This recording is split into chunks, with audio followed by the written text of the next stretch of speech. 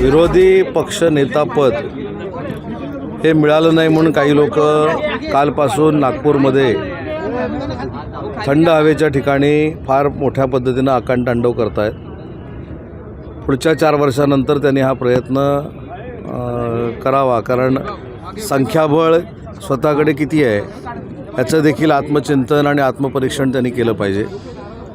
एखादी गोष्ट स्वतःच्या मनाप्रमाणे झाली नाही की मुख्यमंत्री आणि दोन्ही उपमुख्यमंत्री यांच्याबद्दल टीका करायची हा एक उद्योग त्यांचा गेले कित्येक दिवस सुरू आहे. परंतु विधानसभेच्या निवडणुकीनंतर त्यांनी आत्मचिंतन खरं करणं गरजेचं होतं की आपले 46च का आले आणि आपला विरोधी पक्षनेता का होऊ शकत नाही हे त्यांनी स्वतः तपासून बघायला पाहिजे.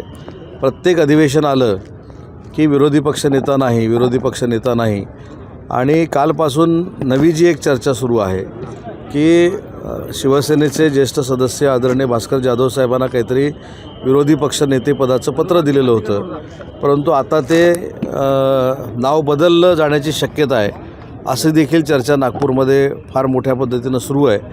त्याच्यामुळे विरोधी पक्षनेता जाहीर करणं ही जबाबदारी आणि हे अधिकार विधानसभेचे अध्यक्ष आणि विधान परिषदेचे सभापती या दोघांना आहेत आणि ते दोघेही सक्षम आहेत. ते योग्य तो निर्णय घेतील. आपल्याला आठवत असेल की मी 1 वर्षापूर्वी हेच आपल्याला सांगितलं होतं की भास्कर जाधव साहेब हे विधानसभेमध्ये विधान परिषदेमध्ये त्यांचा अनुभव आहे आणि ते आक्रमक आहेत. त्याच्यामुळं ती आक्रमकता स्वतःच्याच पक्षावर उलटू नये यासाठी त्यांच्या समाधानासाठी तुम्हाला आम्ही विरोधी पक्षनेते करतो हे सांगून हे पत्र देऊन त्यांना थांबवण्याचा प्रयत्न होता, त्यांचं समाधान करण्याचा प्रयत्न होता. पण जाधव साहेबांच्या देखील आता लक्षात येईल की नक्की कोणाचे मनसुबे काय आहेत. मी याचंच उत्तर दिलं की याचे सगळे अधिकार जे आहेत ते विधानसभेचे अध्यक्ष आणि विधानसभेच्या सभापतींना आहेत. म्हणजे विधान परिषदेचा विरोधी पक्षनेता जर करायचा असेल तर सभापती निर्णय घेतात आणि विधानसभेचा विरोधी पक्षनेता जर करायचा असेल तर अध्यक्ष निर्णय घेतात. तर दोघेही सक्षम आहेत, दोघेही शिकलेले आहेत, दोघांनाही अनेक वर्षाचा विधिमंडळाचा अनुभव आहे. त्याच्यामुळं मला खात्री आहे की ते योग्य तो निर्णय घेतील. महायुतीनं महानगरपालिका लढली जाणार आहे हे सुतोवाच अनेक वेळा माननीय एकनाथ शिंदेसाहेबांनी केलेलं आहे आणि शिंदेसाहेबांचं मत आणि शिंदेसाहेबांची भूमिका ही कायमस्वरूपी महायुतीनंच पुढे जाण्याची राहिलेली आहे. ऑलरेडी समन्वय समिती आमची आहे. शिवसेनेच्या तर्फे मी आणि शंभूराज देसाई त्या समन्वय समितीमध्ये आहोत. राष्ट्रवादी काँग्रेस पार्टीकडनं सुनीलजी तटकरे आणि हसन मुश्रीफ आहेत आणि BJPकडनं रवींद्र चव्हाण साहेब आणि चंद्रशेखर बावनकुळे आहेत.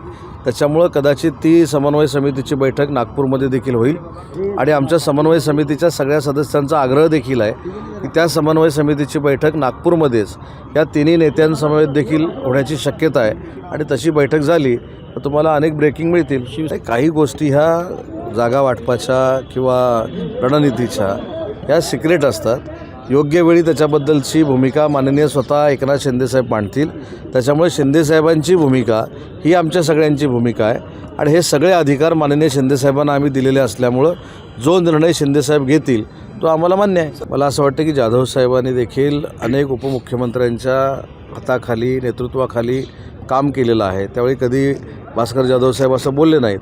अनेक उपमुख्यमंत्री होते, त्यांच्या नेतृत्वाखाली भास्कर जाधव साहेबांनी काम केलेलं आहे. त्याच्यामुळं आजच विरोधी पक्षनेता पद मिळालं नसल्यामुळं भास्कर जाधव साहेबांची ही भूमिका असू शकते.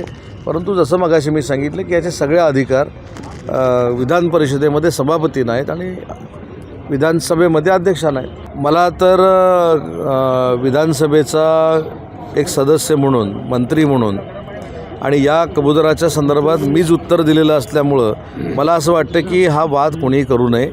कबुतरांच्या बाबतीतली भूमिका देखील स्पष्ट करत असताना कबुतरांची उद्यानं देखील असली पाहिजेत, त्यांची पर्यायी व्यवस्था झाली पाहिजे हे उत्तर त्यावेळी देखील दिलेलं होतं आणि ज्या ठिकाणी कबुतराचा त्रास होत असेल तिथं देखील योग्य ती कार्यवाही झाली पाहिजे ही शासनाची भूमिका असली पाहिजे. हे सभागृहात उत्तर दिलेलं असताना याच्यावरनं वाद करणं आणि कम्युनिटीमध्ये भिंत निर्माण करणं हे योग्य आहे असं वाटतं. या बाबतीमध्ये पूर्ण चौकशी झाल्यानंतर काही आपण निकषावर नेऊ शकतो.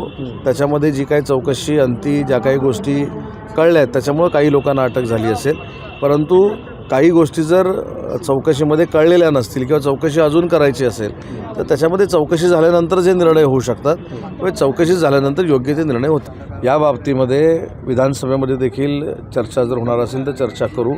शेवटी सोयाबीनचा शेतकरी देखील महाराष्ट्राच्या दृष्टीनं आणि आमच्या सरकारच्या दृष्टीनं अतिशय महत्त्वाचा आहे. सोयाबीनच्या शेतकऱ्यावर देखील अन्याय होणार नाही, त्याचं कुठं नुकसान होणार नाही आम्ही भूमिका घेऊ. नाही, प्रताप सरनाईक साहेबांना विचारतो नक्की टायगर कोण आहे आता. त्याच्यामुळं मी प्रताप सरनाईक साहेबांशी अजून भेटलेलो नाही, त्यांच्याशी चर्चा केलेली नाही.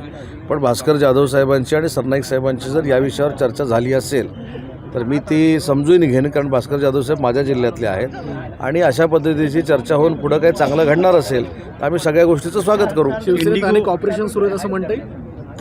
नाही, ऑपरेशन करण्याची आवश्यकताच नाही. मी अनेक वेळा सांगितलं की माननीय शिंदेसाहेबांचं कर्तृत्व आणि नेतृत्व हे फार मोठं असल्यामुळं हा आमच्याकडे येण्याचा ओढा आहे आणि तो कधी थांबणार नाही.